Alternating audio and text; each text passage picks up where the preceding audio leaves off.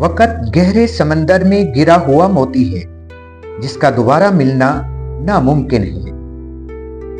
دستک کی قدر کیجیے، یہ گھروں کو ویران نہیں ہونے دیتی۔ دروازے کے باہر پڑی باپ کی جوتی کا بھی روب ہوتا ہے۔ اولاد یاد رکھے، باپ نے اپنی پوری کوشش کی ہے۔ باپ کا سایہ سر پر ہو تو اولاد بادشاہ ہوتی ہے۔ پیچھے چلنے والے کبھی اندازہ نہیں کر سکتے کہ رہنما ان کے لیے کیسے خود کو گھسا کر رستہ تراش رہا ہے۔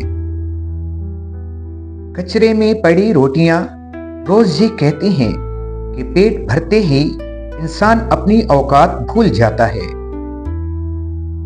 بیٹیاں عجیب شے ہوتی ہیں، جب گھر میں ہوتی ہیں تو پتہ ہی نہیں چلتا کہ کیا کچھ گھر میں صرف ان کی وجہ سے ہے، اور جب چلی جاتی ہیں تو پتہ چلتا ہے کہ ان کے بغیر تو گھر میں کچھ تھا ہی نہیں۔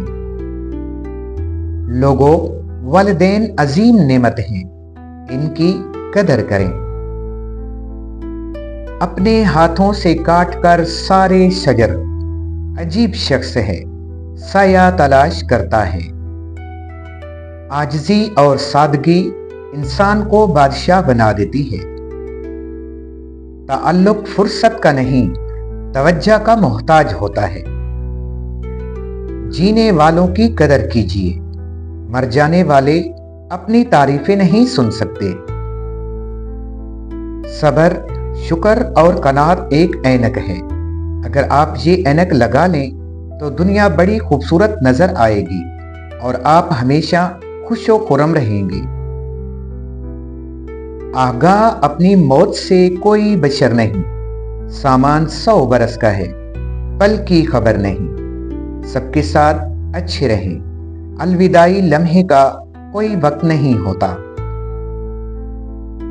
جب روٹی مزدور کی تنخواہ سے مہنگی ہو جائے تو وہاں 2 چیزیں سستی ہو جاتی ہیں، عورت کی عزت اور مرد کی غیرت۔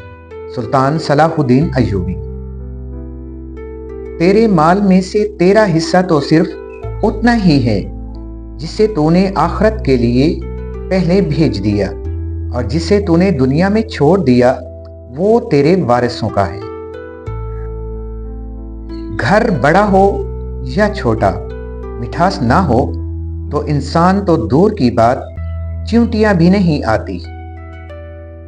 تپتی دھوپ کے اندر کھڑے درختوں میں رنگدار، رسدار، خوشبودار اور ذائقہ دار پھل بنانا میرے رب کی کاریگری نہیں تو اور کیا ہے۔ لوگوں کی باتوں کو دل پر مت لیا کریں، لوگ تو امرود کو بھی میٹھا ہونے کی شرط پر خریدتے ہیں اور بعد میں نمک لگا لگا کر کھاتے ہیں۔ صدقہ دے کر اپنی بیماریوں کو ختم کرو، زکوٰۃ دے کر مال بچاؤ اور دعا سے بلاؤں کے طوفان کو دھکیل دو۔ دوسروں کی مدد پہنچنے کے انتظار میں بیٹھے رہنے سے بہتر یہ ہے کہ اپنے موجودہ وسائل کو بروئے کار لا کر بھرپور جدوجہد کر کے اپنے مسائل کو خود حل کر لیا جائے۔ حضرت امام جعفر صادق رحمۃ اللہ علیہ فرماتے ہیں، حق پرست لوگ ہمیشہ سے سختیوں میں ہیں، مگر ان سختیوں کی مدت مختصر اور اس کے بعد عافیت و اطمینان کی مدت طویل ہوگی۔